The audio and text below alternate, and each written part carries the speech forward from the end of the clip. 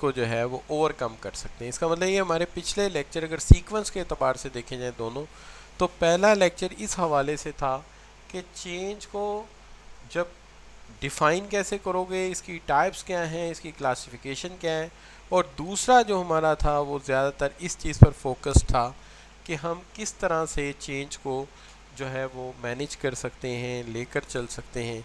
लेकिन आज के लेक्चर से हम ज़रा एक्सपर्ट्स की तरफ चलेंगे और उनसे पूछेंगे कि जनाब चेंज को कैसे मैनेज करना चाहिए। तो चेंज मैनेजमेंट के हवाले से जो सबसे पॉपुलर राइटर हैं उनका नाम है लेविन। लिविंग के हवाले से आज हम सिर्फ एक छोटा सा एस्पेक्ट लेते हैं। सैटरडे का दिन है, मुनासिब सी बात करते हैं, बाकी काम हम मंडे को करेंगे आराम से, लेकिन आज हम सिर्फ करते हैं फोर्स फील्ड एनालिसिस पे बात।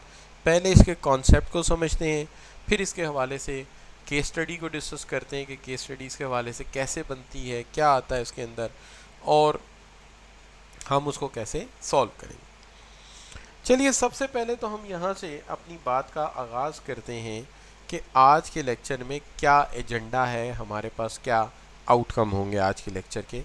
आज के लेक्चर के जो आउटकम होंगे उसके अंदर व्हाट इज़ चेंज फिर दोबारा डिस्कस होगा, और फिर हम बात करेंगे introduction to force field analysis कि ये फोर्स फील्ड एनालिसिस क्या जो बेसिक मॉडल है इसका कॉन्सेप्ट क्या, और उसके बाद हम बात करेंगे दो तरह की फोर्सेस के ऊपर। एक फोर्सेस हैं जिनको हम कहते हैं ड्राइविंग फोर्सेस, और दूसरी फोर्सेस हैं जो रिस्ट्रेनिंग फोर्सेस हैं। यानी आप यूँ समझ लीजिए कि जिस तरह इंसान के जिस्म में जब बीमार होता है तो दो तरह की ताकतें होती हैं। एक दिफाई निज़ाम होता है जो दिफा कर रहा होता है, वो उसकी ड्राइविंग फोर्स होती है, और दूसरे वो जर्म्स होते हैं जो उसके जिस्म के ख़िलाफ़ लड़ रहे होते हैं, वो रिस्ट्रेनिंग फोर्सेस होती हैं। ऐसे ही ऑर्गेनाइजेशन में जब हम चेंज इम्प्लीमेंट करते हैं तो कुछ दोस्त तबीयत फोर्सेस होती हैं, वो ड्राइविंग फोर्सेस होती हैं जो कहती हैं कि चेंज आनी चाहिए, लेकिन दूसरी तरफ रिस्ट्रेनिंग फोर्सेस होती हैं जो उसको रोक रही होती हैं कि हमने चेंज आने नहीं देनी। तो लिहाजा फोर्स फील्ड एनालिसिस जो है वो इसी चीज़ को लेकर चलता है। अब जहाँ तक सवाल है कि अगर आप ये पूछें कि जनाब जो है, अगर आप ये पूछें कि हम करेंगे क्या, व्हाट एक्चुअली लिविन हमें कहता क्या है कि यार क्या करोगे, कैसे इसको मैनेज करोगे कि तुम्हारा मसला हल हो जाए। तो एहसन न्याजी बेटे आपका माइक खुला है, उसकी वजह से तस्वीर गायब हो जाती है मेरी, है माइक बंद कर, चले शुक्रिया।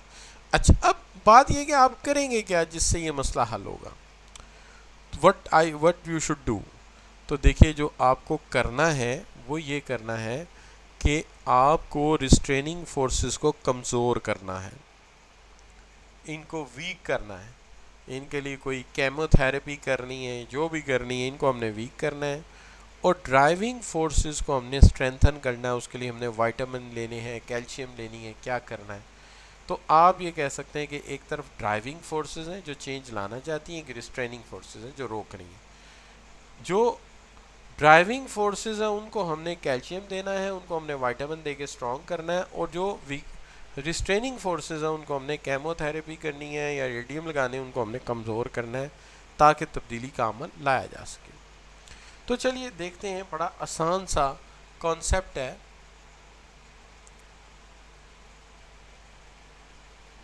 जी वो मैं आई हैव द आइडिया, उसको हम ज़रूर करेंगे कवर, क्यों नहीं करेंगे। तो मैंने बल्कि स्टेक होल्डर का टॉपिक भी अभी नहीं टच किया ना, सिर्फ वो ओरली डिस्कस किया था, लेकिन अभी स्टेक होल्डर को मैंने नहीं छेड़ा। अच्छा, तो थोड़े से एग्ज़ाम फोकस हो जाए ना तो ज़्यादा इंटरेस्ट पैदा होगा, और ये छोटे छोटे टॉपिक भी साथ ही ले लेंगे। अच्छा, सबसे पहली बात जो है वो क्या है। सबसे पहली बात तो ये कि ऑर्गेनाइजेशनल चेंज क्या है। कल भी बात हुई थी कि हमें एक स्टेट ऑफ अफेयर से, एक ख़ास स्टेट से दूसरे किस्म की कंडीशन पे मूव करना है। ये वो कंडीशन है जो हमारे लिए आइडियल कंडीशन है।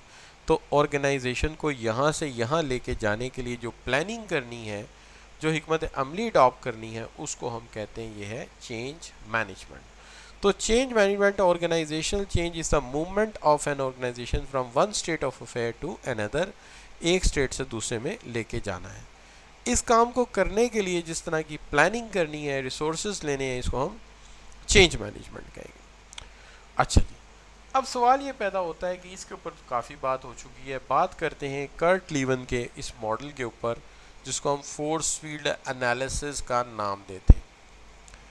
कर्ट लीवन का ये जो मॉडल है जिसे हम फोर्स फील्ड एनालिसिस कहते हैं, बेसिकली ये एक ट्रिग वॉर की तरह है। ट्रिग वॉर यानी यू कैन से जैसे हमारे कॉलेजेस में रस्सा कुशाई का मुकाबला होता है, तो एक तरफ से रस्से को एक ताकत खींच रही है, दूसरा खींच रही है, तो क्या होता है ज़रा गौर कीजिएगा कि एक तरफ इधर के पहलवान होते हैं जिन्होंने रस्सा पकड़ा होता है, ठीक है जी, एक तरफ इधर के पहलवान होते हैं रस्सा पकड़ा होता है, और रस्से को हमने क्या किया होता है, एक रिबन बांधा होता है, और हमने देखना होता है कि ये इस तरफ ज़्यादा जाता है या इस तरफ।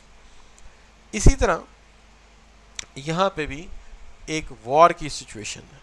वॉर की सिचुएशन इस तरह से है कि यहाँ पर एक तरफ हमने रखी हुई है आपकी रिक्वायर्ड या आइडियल स्टेट, आइडियल स्टेट जहाँ तक इसे लेके जाना है, तो एक तरफ हमने रखी हुई है योर रिक्वायर्ड आइडियल स्टेट, यहाँ तक हमने लाना है इसको, ठीक है जी, ये आइडियल स्टेट है, ये आइडियल स्टेट है। और इस वक्त ऑर्गेनाइजेशन जो है उसकी करंट स्टेट ये है, ये है उसकी करंट स्टेट। हमें इसे करंट स्टेट से यहां तक लेके जाना है, यहां तक हम ले आए तो चेंज आ जाएगी। लेकिन होगा क्या, होगा ये कि एक तरफ से ड्राइविंग फोर्सेस हैं जो जोर लगा रही हैं कि इसको इस तरफ पुश किया जाए, ये ड्राइविंग फोर्सेस हैं, और दूसरी तरफ से जो है वो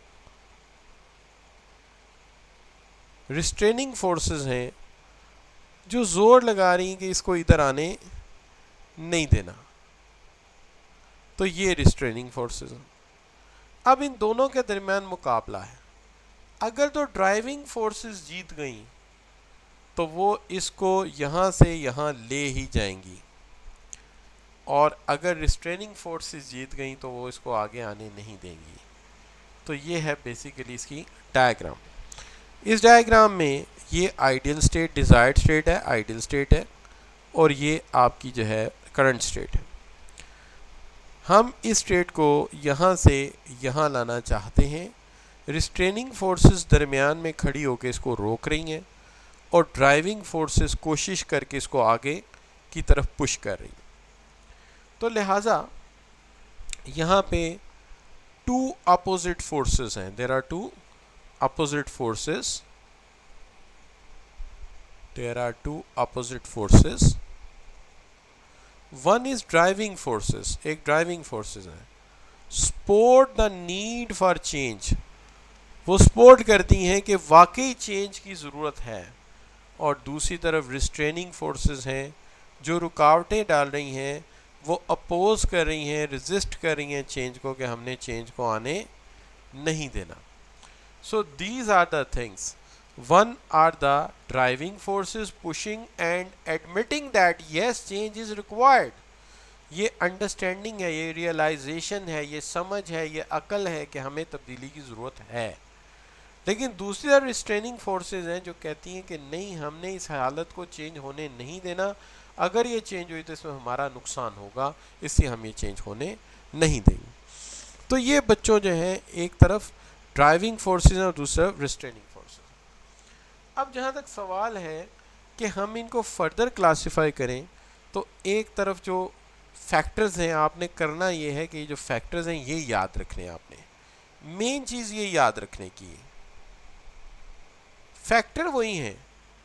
अगर वो चले जाएंगे पॉजिटिव साइड पे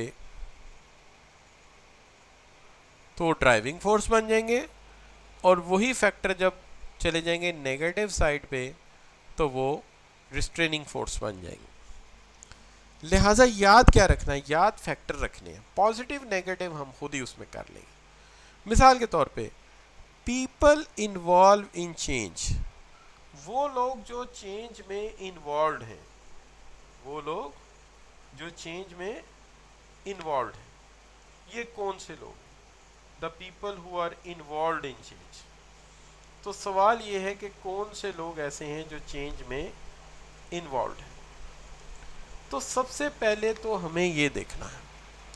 तो जब आप ये देखते हैं कि the people who are involve in change वो कौन से हैं, तो हमें ये देखना है कि वो लोग जो चेंज में इन्वॉल्व हैं उनका इंटरेस्ट, उनका ऑब्जेक्टिव, उनका मकसद ऑर्गेनाइजेशन के साथ मैच करता है या नहीं करता।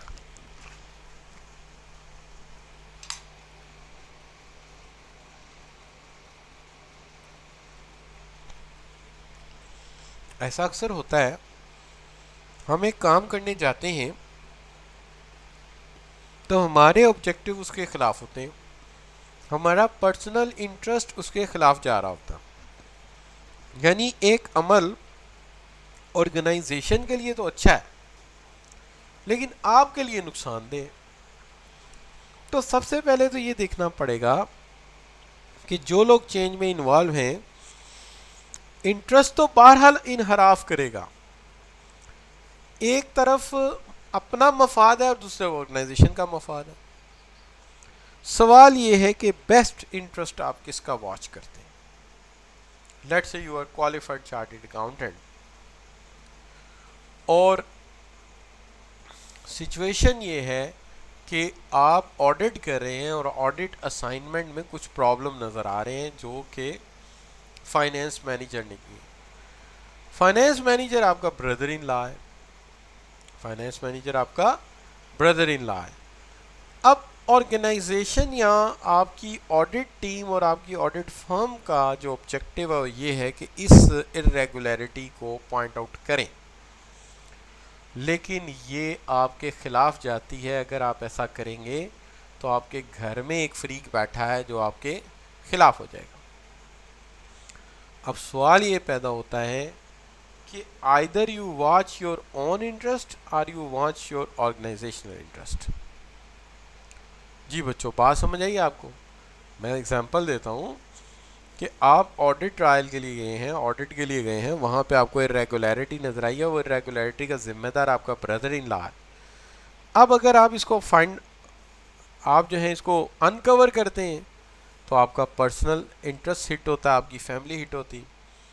और अगर आप इसको अनकवर करते हैं तो ऑर्गेनाइजेशन का मफाद हासिल हो जाता है। अब सवाल ये है कि छुपाया जाए या रखा जाए। तो यहाँ सबसे पहला सवाल ये है कि क्या आप ऑर्गेनाइजेशन का इंटरेस्ट प्रेफर करेंगे? Either you prefer the organizational interest और you prefer the your own interest. आप ज़ाती मफाद देखेंगे या ऑर्गेनाइजेशन का मफाद देखेंगे? लिविन कहता है कि अगर तो लोग ऑर्गेनाइजेशन का मुफाद देखते हैं तो फिर तो चेंज आएगी, ये ड्राइविंग फोर्स है। लेकिन अगर वो ज़ाती मुफाद देखते हैं तो ये रिस्ट्रेनिंग फोर्स है, ये रुकावट है, ये हर्डल। दूसरी अहम बात ये है कि आपके जो लोग इन्वॉल्व हैं चेंज में, उनकी हैबिट्स कैसी हैं, कस्टम्स कैसे हैं, दूसरे अल्फाज में आपकी ऑर्गेनाइजेशन का कल्चर कैसा।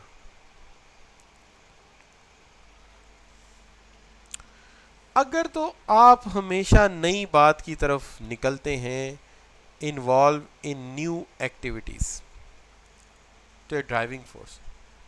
लेकिन अगर आप रिवायात के कायल हैं या आप ट्रेडिशन को फॉलो करते हैं तो फिर तो चेंज नहीं आ सकती।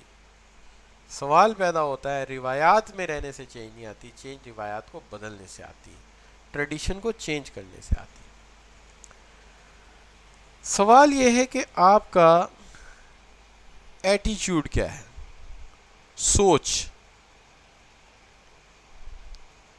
आपकी सोच क्या है। अगर तो आपकी सोच जो है वो जिद्दत के साथ है, क्रिएटिविटी के साथ है, इनोवेशन के साथ है, साइंटिफिक है, ठीक है, साइंटिफिक है, और सोच जो है आपकी वो प्रैक्टिकल है, तो ये ड्राइविंग फोर्स है। लेकिन अगर आपकी सोच रिवायात के साथ बंधी हुई है, रिजिड है, हमेशा अवॉइड करने के चक्कर में रहते हैं आप, एक बेकार सोच है, आइडल सोच है, आप सोचते हैं तोहिमाती कीदों पे, डॉगमास पे, आप सोचते हैं ट्रेडिशंस पे, फिर चेंज नहीं आएगी। चेंज लानी तो क्रिएटिव होना पड़ेगा, जिद्दत लानी पड़ेगी, साइंटिफिक सोच रखनी पड़ेगी।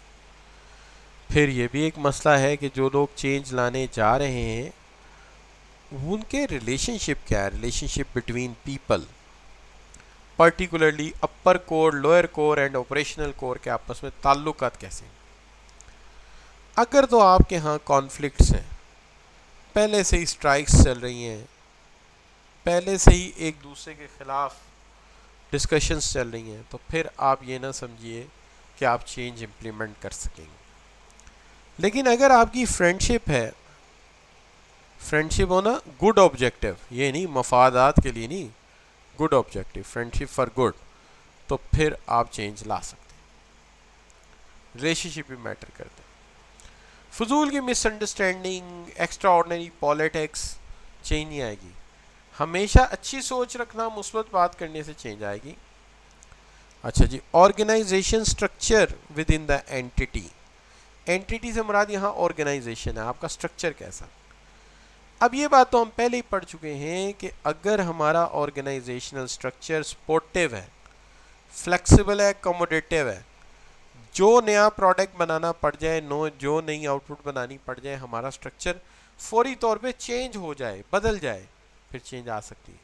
लेकिन अगर ऑर्गेनाइजेशन स्ट्रक्चर सरकारी ब्यूरोस की तरह, ब्यूरोक्रेसी की तरह इंतहाई रिजिड है, इनफ्लेक्सिबल है, तो ऐसे तमाम स्ट्रक्चर जो इनफ्लेक्सिबल होते हैं,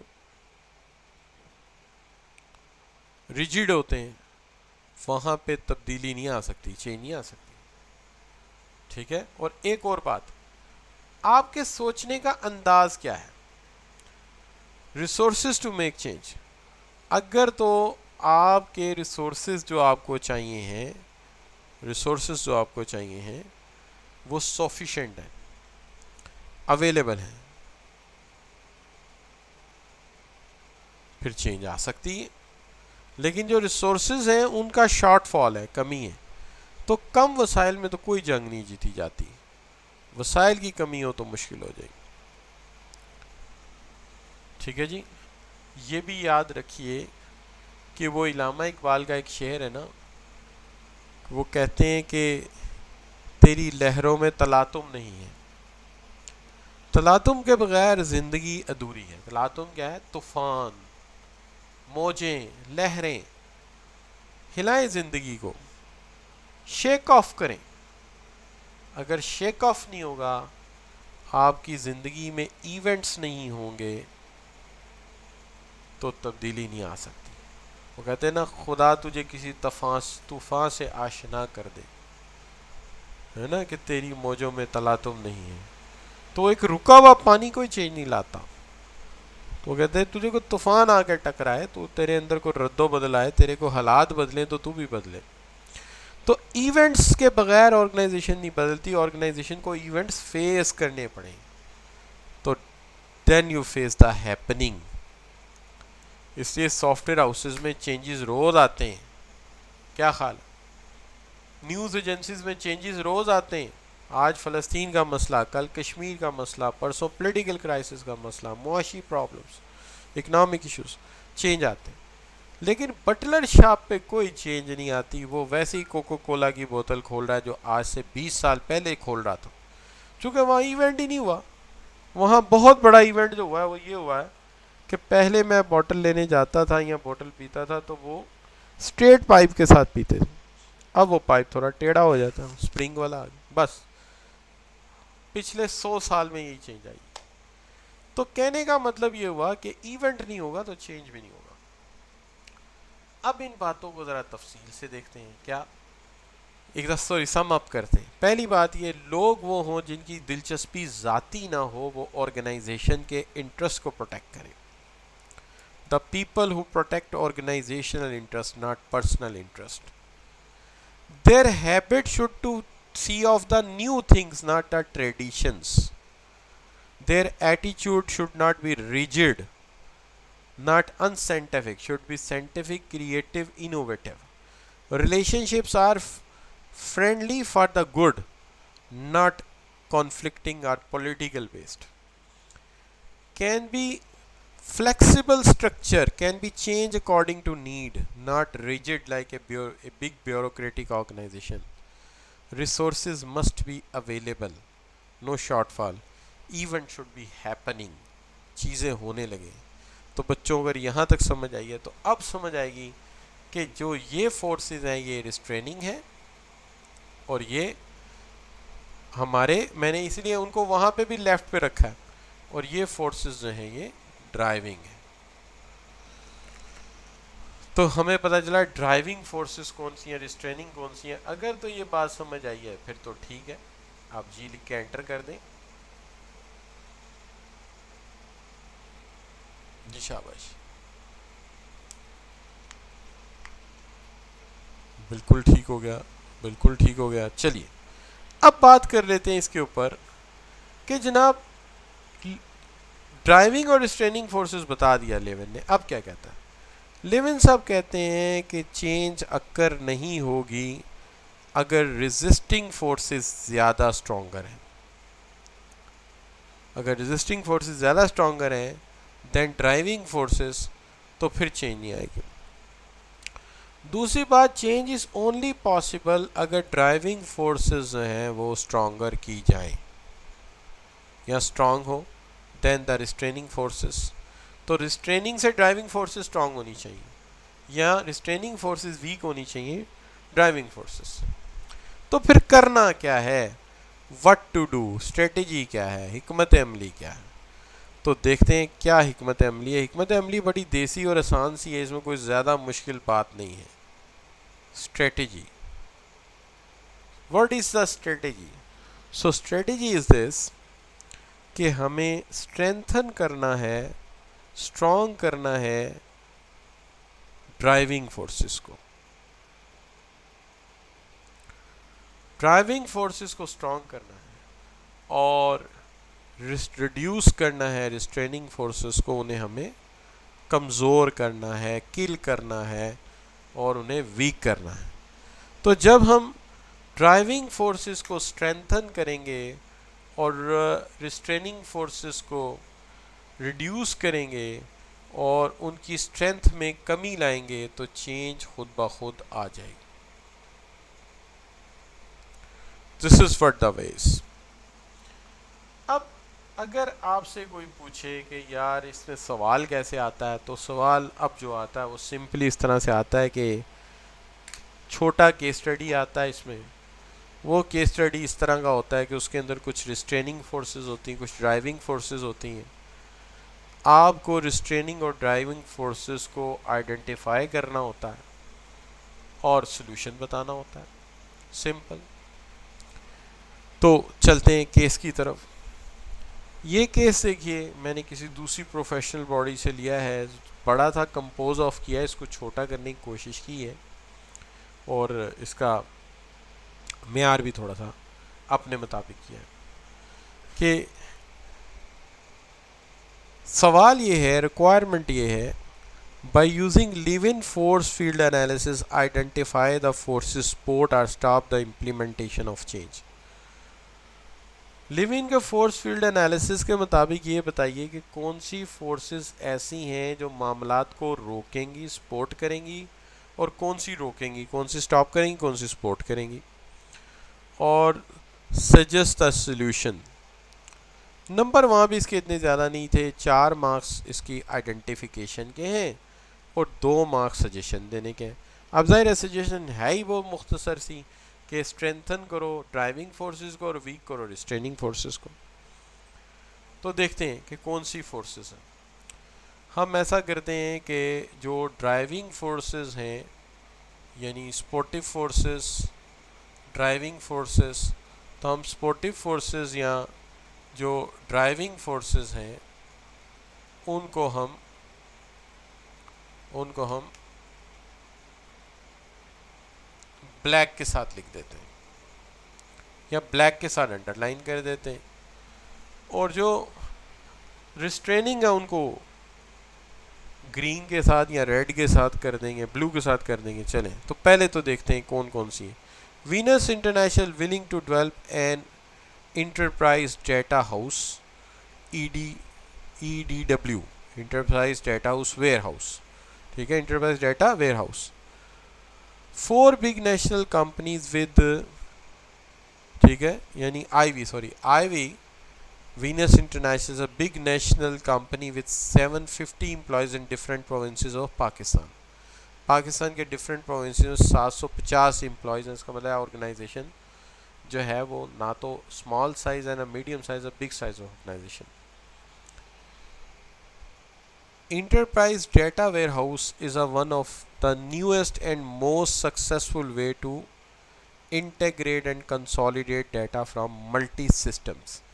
ये एक बड़ा मॉडर्न अप्रोच है, उस टाइम पे मॉडर्न ही होगा यकीनन, कि इंटेग्रेट कर रहा है, कंसोलिडेट कर रहा है मल्टी सिस्टम को। Problem in this way, half of the staff mentally not accepting the change. तो स्टाफ जो है वो मेंटली एक्सेप्ट नहीं कर पा रहा चेंज को, तो ये जो है ये रिस्ट्रेनिंग फोर्स है। तो रिस्ट्रेनिंग फोर्स है तो इसकी इंक चेंज कर देता हूँ। मेरे नज़दीक ये जो है, या वैसे ही लिख देता हूँ यार, ये जो है ये रिस्ट्रेनिंग फोर्स है। ज़हनी तौर पे तस्लीम नहीं कर पा रहे कि चेंज आनी चाहिए। As the opposite to this, young staff member are very enthusiastic to learn. उनके निस्बत यंग स्टाफ जो इंथुसियास्टिक है लर्न करने के लिए। तो ये कौन सी फोर्स हुई फिर कि half of the staff accept नहीं कर रहा, यंग लोग जो हैं वो, ये ड्राइविंग फोर्स है। लेकिन सवाल ये है कि यंग स्टाफ चेंज को एक्सेप्ट कर रहा है और जो एक्सपीरियंस स्टाफ है वो नहीं कर रहा, तो भाई इसकी क्या वजह हो सकती है भाई? तो इसकी वजह क्या हो सकती है, तो बता सकता है? What is the reason behind it?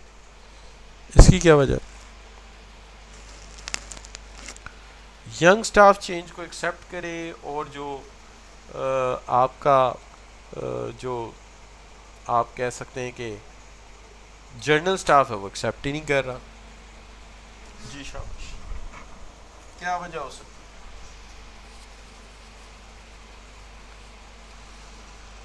Ji, old staff member traditional होते हैं।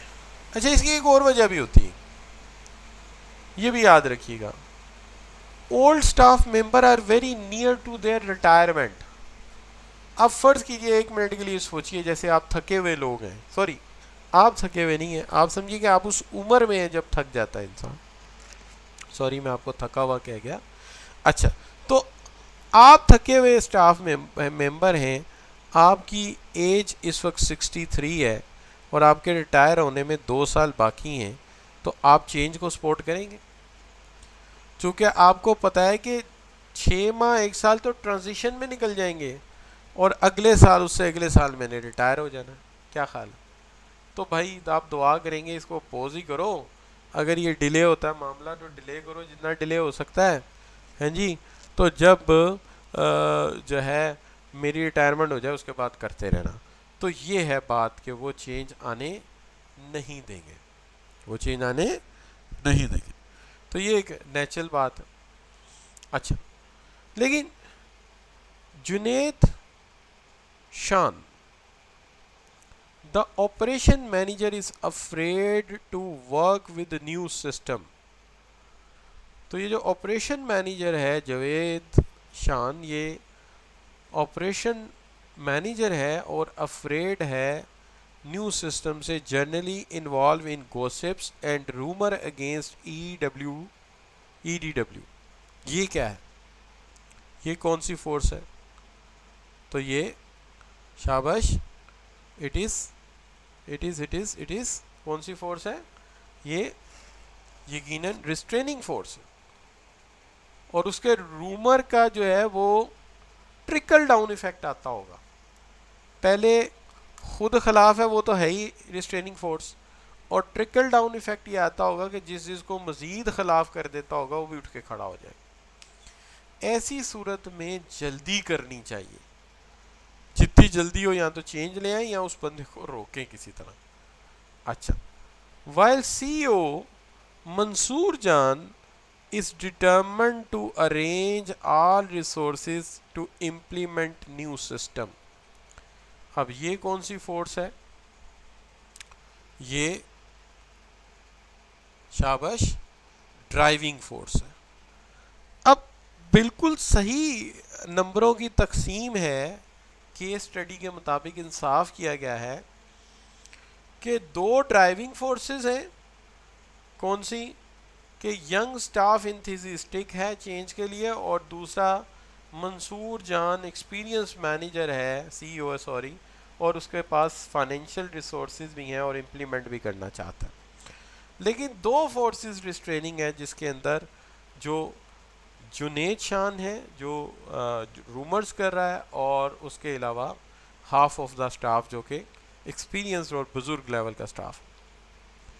तो ये बच्चों आप लिख लेंगे, can you write down the 2 points as like this. दो उसके पॉइंट्स रिस्ट्रेनिंग में और दो ड्राइविंग में। उसके अंदर आपने थ्योरी से भी थोड़ा रेफरेंस लेना है, लिखना है, प्लीज़ पैराग्राफ लिखना है पूरा कि driving forces are those forces which support the change, और लिखना है, और फिर लिखनी है कि ड्राइविंग फोर्स एक ये वाली है यहाँ पे और एक ये वाली है, and restraining forces are those which stop the change, और फिर आपने लिखनी है एक ये और एक ये। और फिर बी पार्ट में आपने मशवरा देना है, उसी में मशवरा नहीं दे देना। बी पार्ट में क्या मशवरा देंगे? वो मशवरा आप यही देंगे कि जनाब ऐसा करें कि आप स्ट्रेंथन करें ड्राइविंग फोर्सेस को, यानी सीईओ को इख्तियारात और ज़्यादा दें, सीईओ को और पावरफुल बनाएं। ठीक है, तो एक तो बात ये। दूसरा काम ये करें कि यंग स्टाफ का क्या करें? शाबाश, यंग स्टाफ में से जो एनर्जेटिक हीरोज़ हैं उन्हें आप प्रमोट करें, इन्हें आप प्रमोट करें। तो जो आपका सीईओ है उसे पावरफुल बनाएं, और जो आपका यंग स्टाफ है उसे आप प्रमोट करें। अब रिस्ट्रेनिंग फोर्सेस को रिड्यूस कैसे करेंगे? रिस्ट्रेनिंग फोर्सेस दो हैं, उनको रिड्यूस करने का तरीकाकार ये है कि उनको आप मशवरा देंगे ना, कि आप पहले तो मशवरा देंगे कि इनको आपको पावर इनकी घटानी चाहिए, इन्हें आप वीक करना है।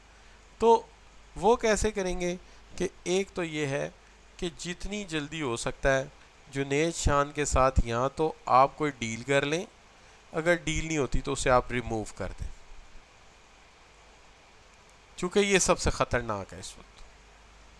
हमने इसे वीक करना है ना, या तो डील कर लें, डील में आता तो ठीक है, नहीं आता तो उठा के बाहर मारे इसको। और दूसरी बात यह है कि जो स्टाफ मेंबर इसके अगेंस्ट हैं उनको एजुकेट करें। एजुकेट करने से वो मेंटली एक्सेप्ट कर जाएंगे, फिर उसके बाद फाइंड आउट करें जो उनमें से नहीं हो रहे एजुकेट, उन्हें भी आप वहाँ से हटाएं, रिमूव करें, वीक करें, तो फिर आपकी चेंज आ जाएगी। क्लियर बच्चों? यहाँ पे ज़रा सोचिए कि हमें एज अ फाइनेंस मैनेजर, या कल को आप आगे चल के फाइनेंस सेक्शंस हैंडल करते हैं, किसी कंपनी के डायरेक्टर बनते हैं, तो आपको ट्रेनिंग दी जा रही है कि अगर वहाँ चेंज का अमल हो रहा हो तो आपको क्या करना है। यानी मेंटली आपको पहले ही प्रिपेयर किया जा रहा है, जबकि मंजिल अभी थोड़ी दूर है। लेकिन यही तो आई कैप की खूबी है कि वो जब कोई भी कोर्स डिज़ाइन करते हैं तो वो उसकी नीड्स का ख्याल रखते हैं कि हमारे मैनेजर ने आगे चल के क्या करना है। यही वजह है कि आप देखिए इंडस्ट्री में पीएचडी फाइनेंस भी जाते हैं, बहुत सारे लोग जाते हैं, लेकिन एक्सेप्ट कौन होते हैं? एक्सेप्ट ज़्यादा चार्टर्ड अकाउंटेंट्स होते हैं। उसकी वजह यही होती है कि they are more skilful in all these issues. ठीक है, अच्छा, तो ये हो सकता है। ठीक हो गया बच्चों? Negotiation is one of the way, definitely पहले हर चीज़ को निगोशिएट करके देखना चाहिए। अच्छा, अब इसी तरह का सवाल अगर आप देखेंगे ना तो आपको मिलेगा मार्च या स्प्रिंग 17 के क्वेश्चन में पेपर में, और उसके अंदर 3 मार्क्स हैं इस चीज़ के कि आपने क्या करना है, analysis above situation in context of Levin force field model। Analysis करो, तो एनालिसिस का मतलब भी यही समझा जाएगा कि आपने ये बताना है कि कौन सी चीज़ें हक में और कौन सी अगेंस्ट है स्ट्रेस ट्रेनिंग। तो यहाँ पे model central hospital is currently experiencing serious problem resulting in overall poor performance of the hospital. के MCH में परफॉर्मेंस पुअर हो गई है। Problems are attributable to different attitude and lack of commitment of the group of doctor and ancillary secondary staff in the hospital। तो secondary staff जो है और doctors का जो एटीट्यूड है, ये कौन सी फोर्स है बच्चों जो प्रॉब्लम कर रही है? शाबाश, विच इज द फोर्स? ये पूरा केस स्टडी नहीं है, क्वेश्चन बैंक में पूरा दिया हुआ, उसके अंदर 2 पैराग्राफ और भी हैं इसके साथ। तो ये रिस्ट्रेनिंग फोर्स है कि उनका एटीट्यूड सही नहीं है और वो लोगों को ठीक तरह डील नहीं कर रहे, इसी वजह से patient unsatisfied. The board of trustees, यानी यहाँ जो है ना, ये इस तरह के ऑर्गेनाइजेशन में बोर्ड ऑफ डायरेक्टर की जगह बोर्ड ऑफ ट्रस्टीज होते हैं। इस concern with the gravity of problem, उन्हें ग्रेविटी ऑफ प्रॉब्लम का पता है कि हॉस्पिटल तो चलते ही इस नाम से कि वहाँ के लोगों का एटीट्यूड क्या है। has appointed Dr. Mushtaq, a hospital management specialist with far-reaching power to implement the change and measure or improvement in affair of hospital। तो उन्होंने अपॉइंट किया है डॉक्टर मुश्ताक को। तो डॉक्टर मुश्ताक का जो एक्सपीरियंस है, उसके पास जो अथॉरिटी है, ये कौन सी फोर्स है? शाबाश बच्चों, ये कौन सी फोर्स है जी? शाबाश। तो ये जो है उनकी, शाबाश, ये उनकी ड्राइविंग फोर्स है, ठीक है। अच्छा, ये ड्राइविंग फोर्स है।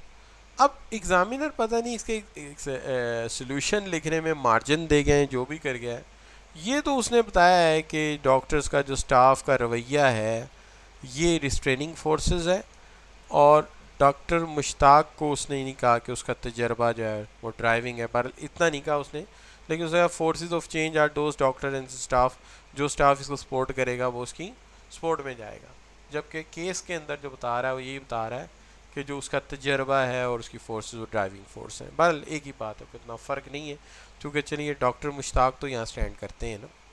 अच्छा, तो ये बच्चों यहाँ पे आके जो आज का ये सेक्शन है, या आज का ये जो सेक्शन है, इसको मैं रोक लेता हूँ, यहाँ एंड कर देता हूँ। उसकी वजह ये है कि अगला टॉपिक जो है वो पहले एलेबोरेट करने में 15-20 मिनट चाहिए, फिर उसकी एप्लीकेशन के लिए टाइम चाहिए, तो मैं आज इसको यहीं तक रखता हूँ। व्हाट यू से, how is your understanding if I से फ्रॉम 1 to 100%, आप कहाँ स्टैंड करेंगे? शाबाश। और ये भी कि क्या आया केस स्टडी को आप हैंडल कर लेंगे, ठीक है। अच्छा, ये भी याद रखना है कि ये कोई हरफ आखिर नहीं, कोई हदीस नहीं कि जो उसने सोल्यूशन लिख दिया वही सही है। केस स्टडी के फ्लैक्सिबल सोल्यूशन होते हैं, और एग्जामिनर कहता है कि मैं बाज़-औक़ात अच्छा वैलिड पॉइंट जो मेरा अपना आइडियल सोल्यूशन उससे बेहतर हो तो उसको भी मैं नंबर ज़्यादा देता हूँ। इसलिए आपने कॉन्सेप्ट से बाहर नहीं जाना, बेस आपने कॉन्सेप्ट पे करना है। तो सी यू इंशाल्लाह ऑन मंडे को आपसे लोगों से मुलाकात होती है। Thank you very much for your nice feedback जी, एंड सी यू।